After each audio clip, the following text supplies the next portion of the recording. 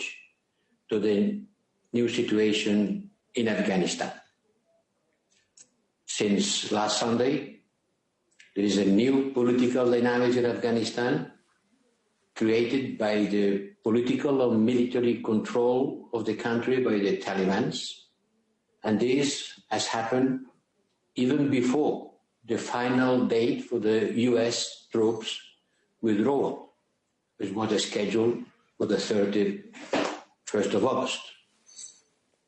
This new reality comes 20 years after the beginning of the military operation launched by the United States with the support of NATO in October 21, will necessary for us to assess the consequences of this long commitment. This commitment was initially guided by the need to fight Al-Qaeda, responsible for the attacks of September 11, the Western commitment. Recording in progress.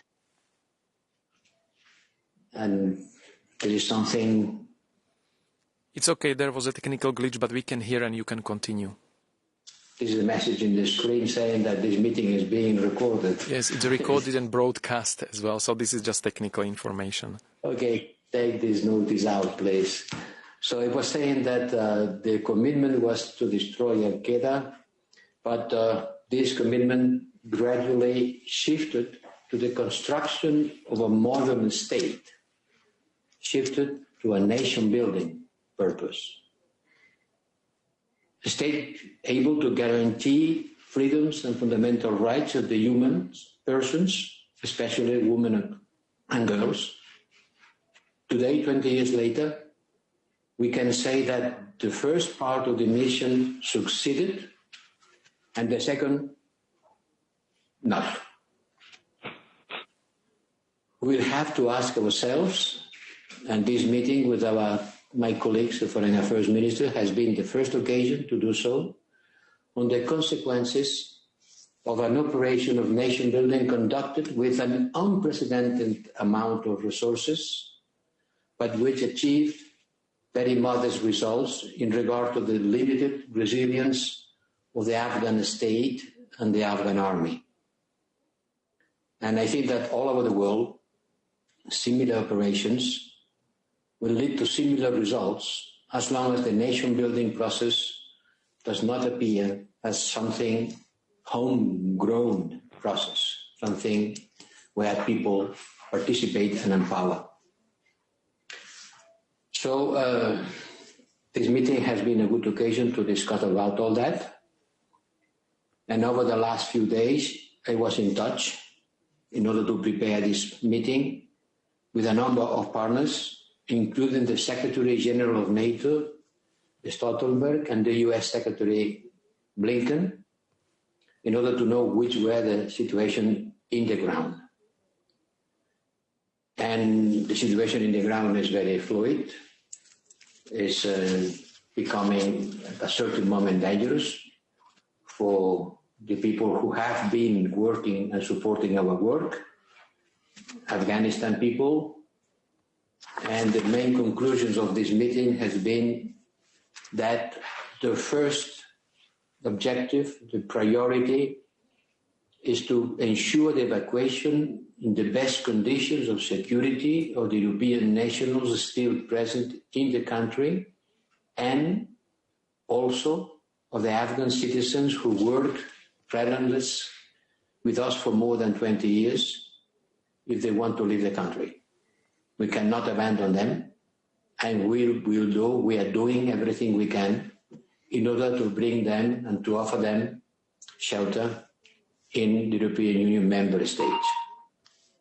On doing that, I want to thank Spain to be ready to provide a hub to receive these people and later to be disseminated among the different member states who offer them visas.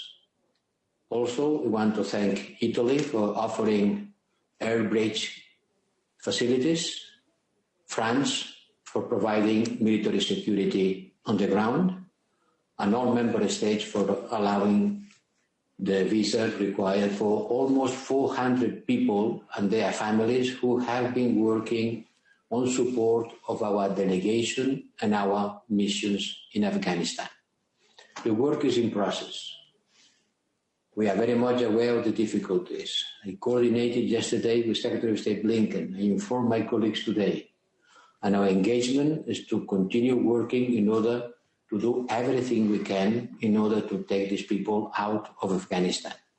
Not only them, also a lot of people from the civil society, journalists, intellectuals, media, that also can be afraid of the new situation.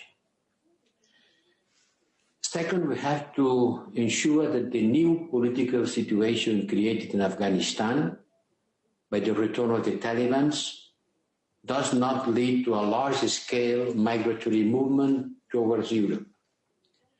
And we need to coordinate between the European Union member states and the transit countries.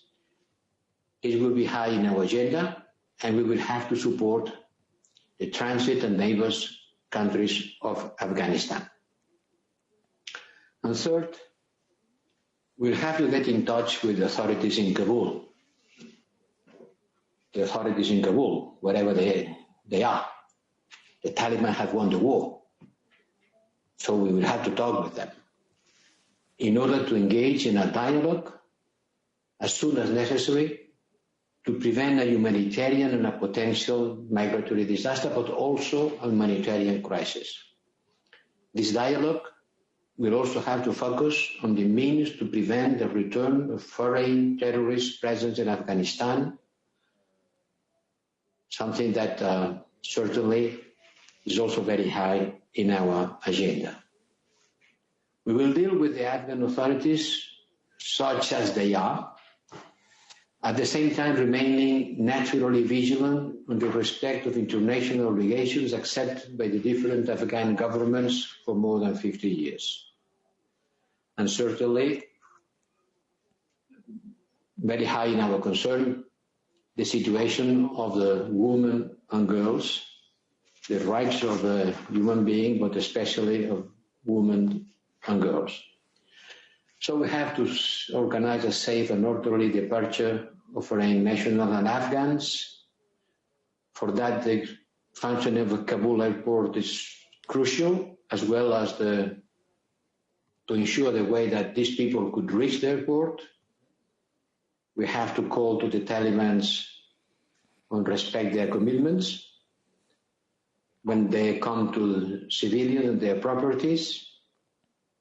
Humanitarian support will continue to be available.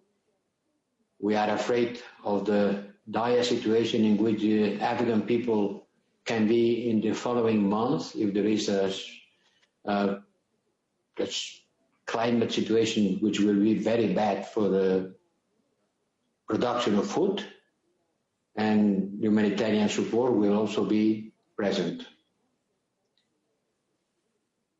And this is more or less what I have to say about what we have discussed today. There are many lessons to take about what has happened. We have to recognize that mistakes have been made, especially about the evaluation of the military capacity of the Afghan army to resist the Taliban offensive.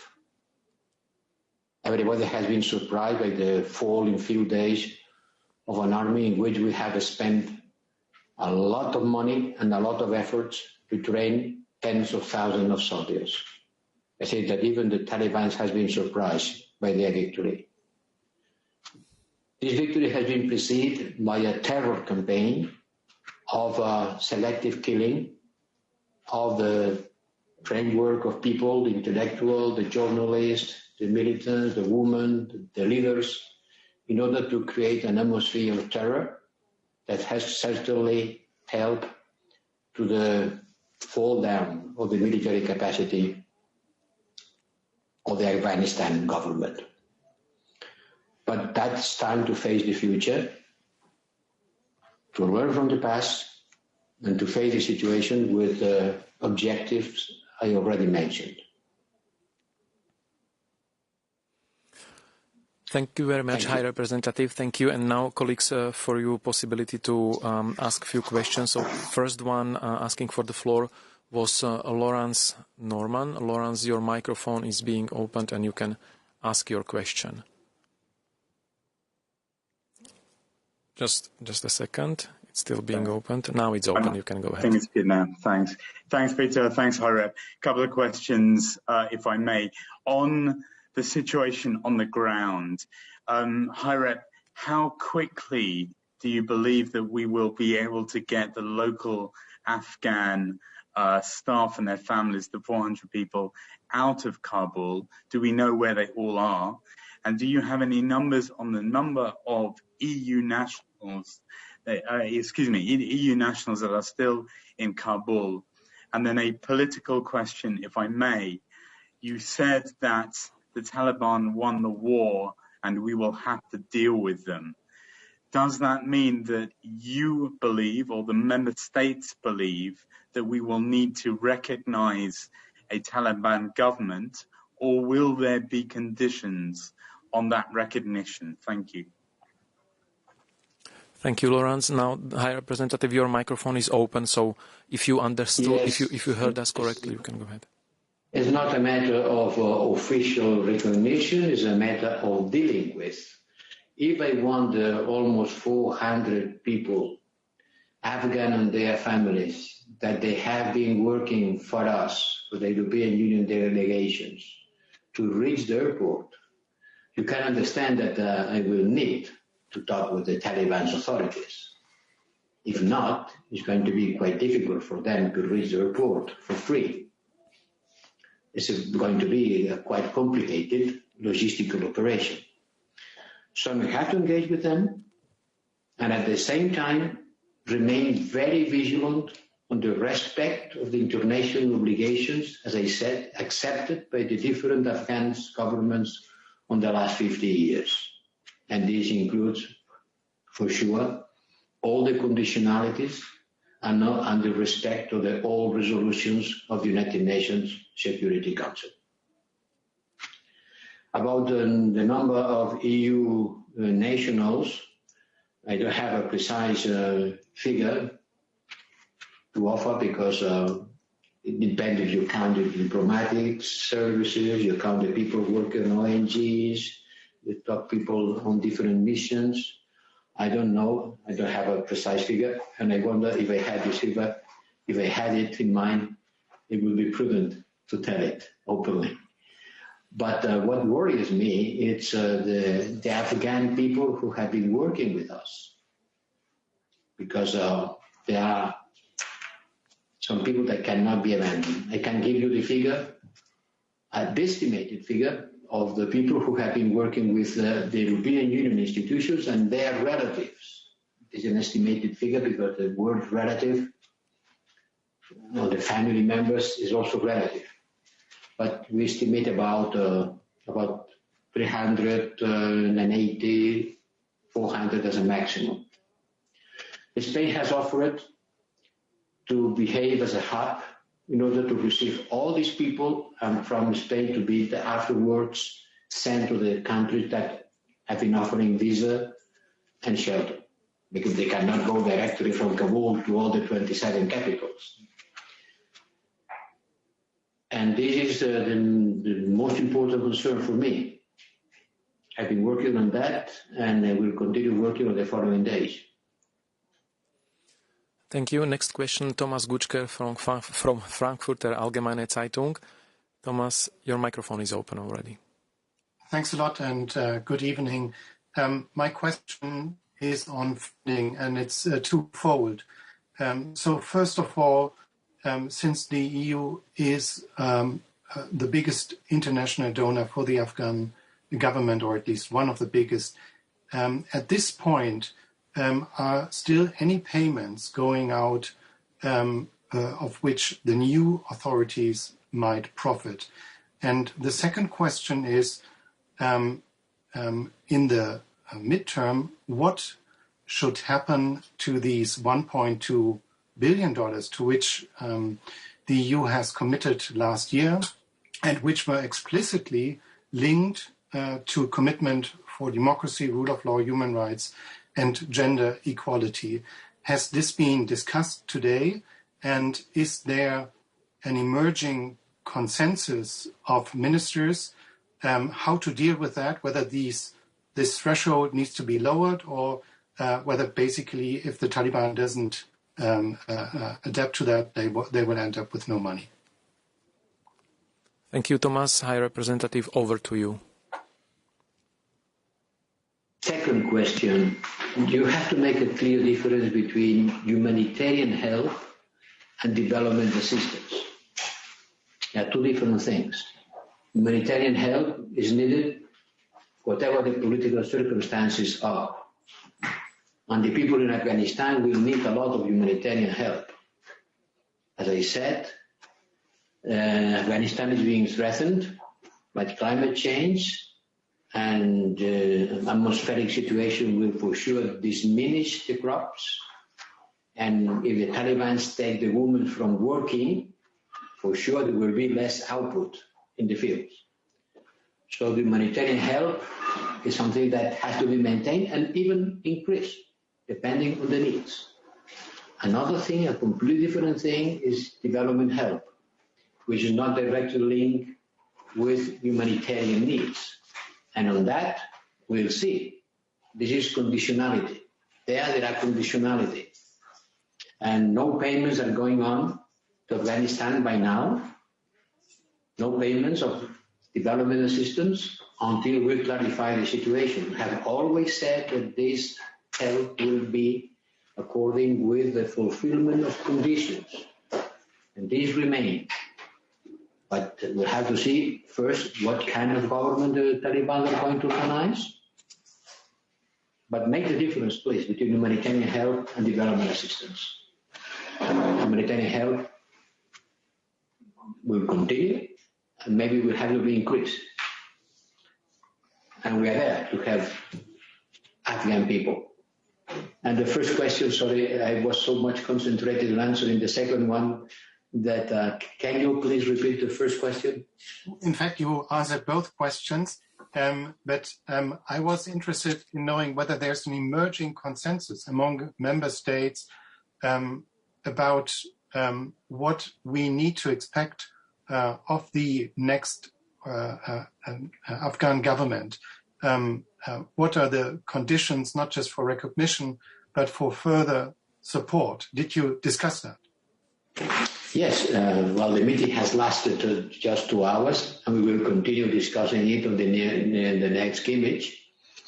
But we insisted on the idea that we have always said, conditionality related with the respect of human rights and the Security Council resolutions. We don't have to invent anything. It's there. Security Council resolutions and human rights.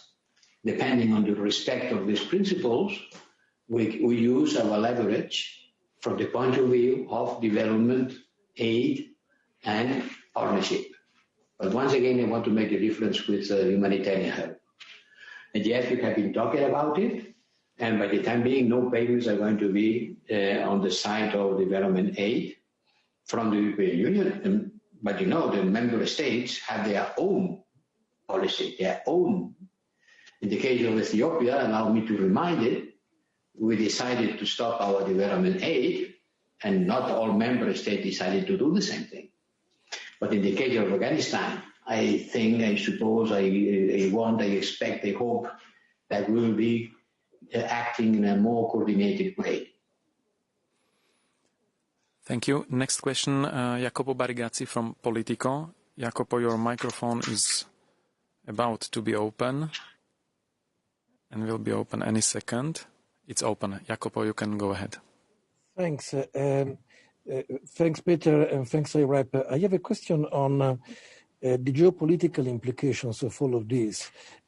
Whether you are concerned that the outcome will be that China will have a stronger role there in that part of Asia. And the second question is that I don't know whether during the BTC you had the chance to watch I don't think so, but let's try, the presser of the Taliban. and it was an hour-long presser, and they tried to describe themselves as more moderate, as different from the Taliban of 20 years ago. So here my question is, are you already in touch with the Taliban? Are you discussing with them? And do you think that it's credible that the Taliban of today are different from the Taliban of 20 years ago? Thanks again. Thank you, Jacopo. High Representative. Look, two very different questions. First, these developments, for sure, they are going to have a wide-ranging impact on regional and international security. That's why we have to work closely with the US. But at the same time, I think that what has happened shows that Europe needs to develop this famous strategic autonomy in order to be ready to face challenges that affect us directly. But we have to cooperate strongly with the US, and we have to be more active with partners in the region, notably with Central Asian countries, which suddenly appears as geostrategic. I was in Tashkent some weeks ago. They had the opportunity to talk with the President of Afghanistan and also the Prime Minister of Pakistan. These countries will become strategic for us, but also with key actors, not least Turkey, Iran, Pakistan, and India, and China, and Russia. So our engagement with these countries will have to increase. And it will be equally important to maintain the situation under the purview of the United Nations Security Council. But certainly, this is the most important geopolitical event that has happened since the Crimea was taken by Russia. And it will have an impact on the geopolitical balance of the world. Some member states have been very crude on describing what has happened there and the consequences for the Western world. And secondly, I answered the questions. Are you satisfied with the answer? Yes, no, the second question was on the Taliban, because they now try to portray themselves as different from the past. And I was wondering whether you believe that there is any difference between the current Taliban and the Taliban of 20 years ago, and whether you are in touch with them already or not. Look, what has happened in the last 3 days. You can believe that they haven't had time to get in touch with the Taliban. Personally, certainly not. We have a head of delegation there. He's still in the airport. I am going to send there, I wouldn't call that a mission, but the reinforcement of our delegation, not only to take people out, but to send people in order to be able to pursue a dialogue with the Taliban for practical matters. As I said, to take 400 people from their houses to the airport in order to pick up several planes, living at several moments in different groups, it's a logistic operation that cannot be implemented without some kind of agreement with the Taliban, as you can understand. So we'll have to be in touch with the Taliban. If they are different or not, well, apparently they look the same, but they speak better English. Thank you very much. And to conclude, we take the last question from Lailuma Sadid, who I believe is the only Afghan journalist working in Brussels as a correspondent. So, Lailuma, you have the possibility to ask last question of this press conference, and your microphone will be opened any second. I see it's open now, so you can ask your question, Lailuma. Thank you very much. Finally, I got a chance to ask my questions since many times trying to have in touch and ask questions about Afghanistan. As you know, the security situation in Afghanistan, it is really something unacceptable.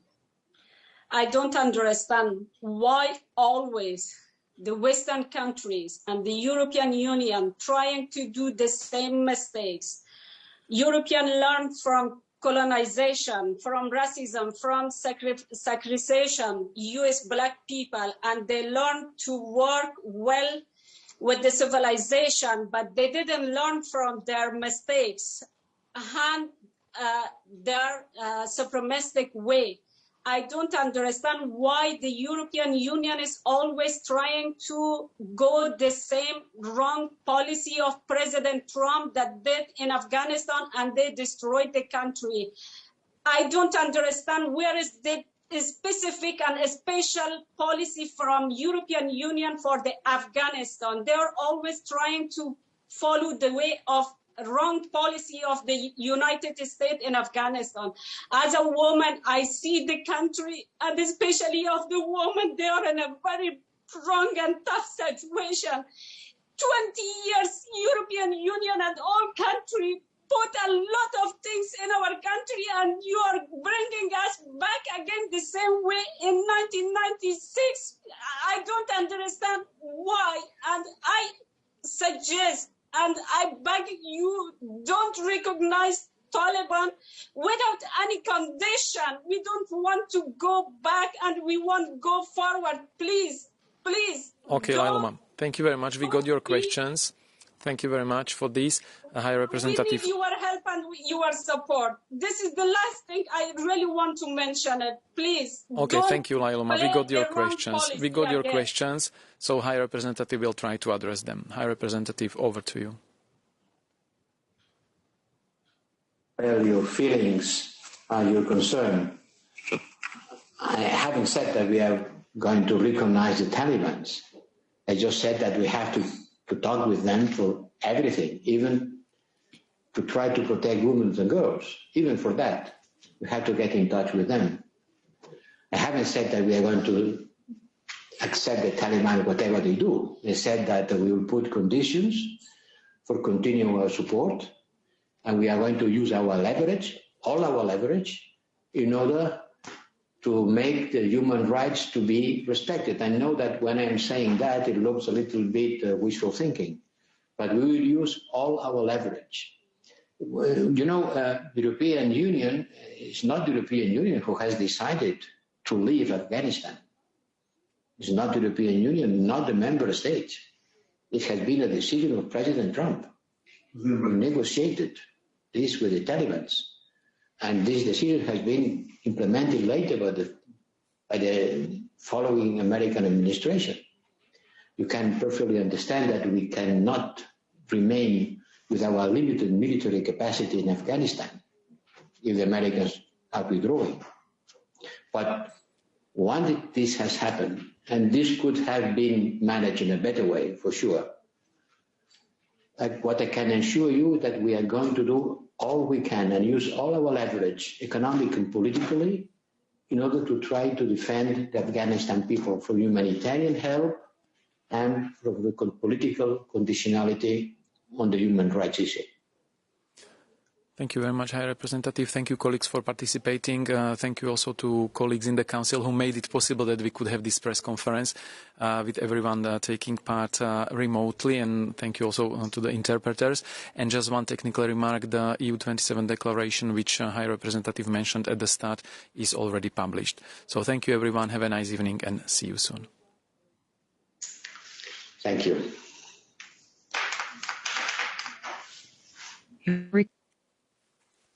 Thank you, everyone. Merci beaucoup.